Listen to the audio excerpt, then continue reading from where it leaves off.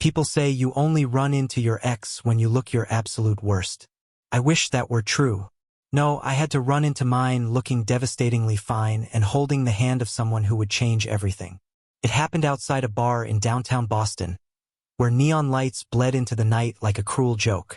My friends had dragged me out, promising it would help me forget, but fate wasn't in the mood to play nice. Because there he was, Ethan, my ex, smiling like he'd never broken my heart. And next to him was him, the guy who would ruin my night and somehow later ruin my defenses.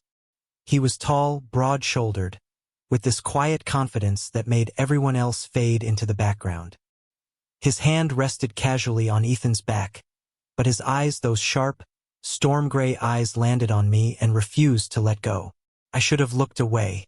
I should have pretended I didn't notice. But there was something magnetic, unsettling, almost dangerous in the way he looked at me, like he was seeing past my forced grin and into every fracture Ethan had left behind. "Alex," Ethan said, his voice carrying that same familiar edge of arrogance and charm. "Didn't think I'd see you here." Of course not. Because if he had, he wouldn't have shown up looking so happy, parading his new boyfriend in front of me. My stomach twisted, but I forced a smirk. Boston's small, bound to bump into trash eventually. The insult hit, I could tell. Ethan's smile wavered for just a second, but the gray-eyed stranger didn't flinch.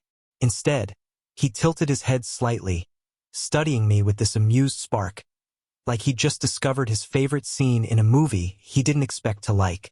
"Liam," Ethan said quickly, gesturing to him. "This is Alex. My ex, Liam." The name settled uncomfortably in my chest. He extended a hand.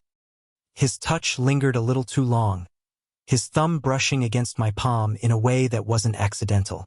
My pulse betrayed me, quickening, and I yanked my hand back like I'd been burned. "Nice to meet you," he said, his voice low, steady.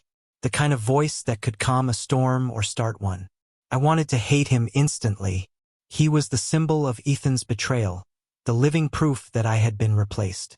But the way he looked at me, like I wasn't just another guy, like I was something more, made my chest ache with something I refused to name. The rest of the night blurred.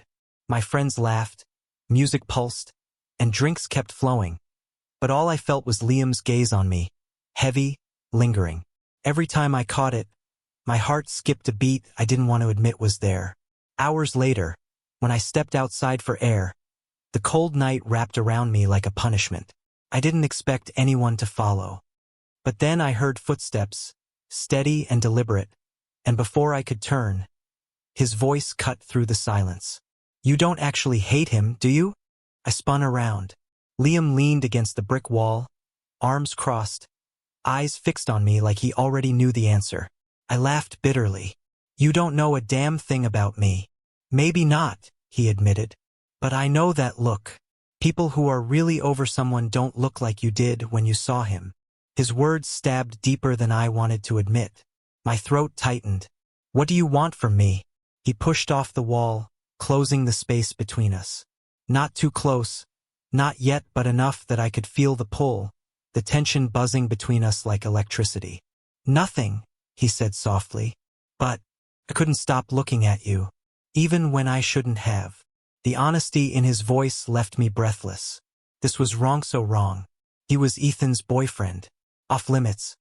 And yet, standing there under the flickering glow of a street lamp, with his eyes drinking me in like I was the only person in the world, all I could think about was how desperately I wanted him to touch me again. I turned away, forcing air into my lungs. "You should go back to him." "I will," he said, but his tone was heavy, reluctant. "But something tells me this isn't the last time we'll see each other." And just like that, he left me standing there, shaken to my core, wondering why the hell my heart was beating like I'd just fallen off a cliff. The night should have ended there.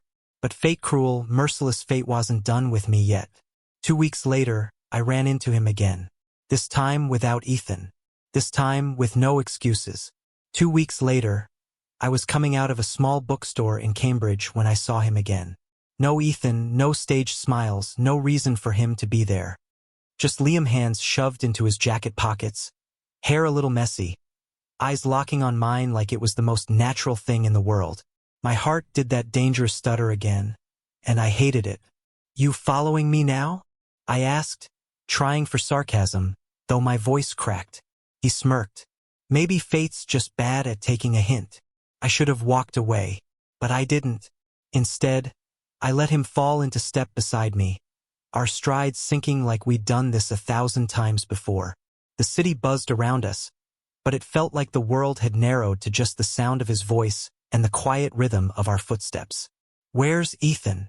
I finally asked, forcing the question out. His jaw tightened. "Not here. Not tonight." The way he said it sent a jolt through me. My stomach churned with guilt and something far more dangerous. "So what does that make this?" I asked. "A mistake waiting to happen?" He stopped, turning to face me under the dim glow of a streetlight. His eyes were unreadable, searching mine for something I wasn't ready to give. "Maybe. Or maybe it's the only thing that actually feels real." The words cracked something inside me. For months I'd been walking around like a ghost, pretending I was fine, pretending Ethan hadn't left me gutted.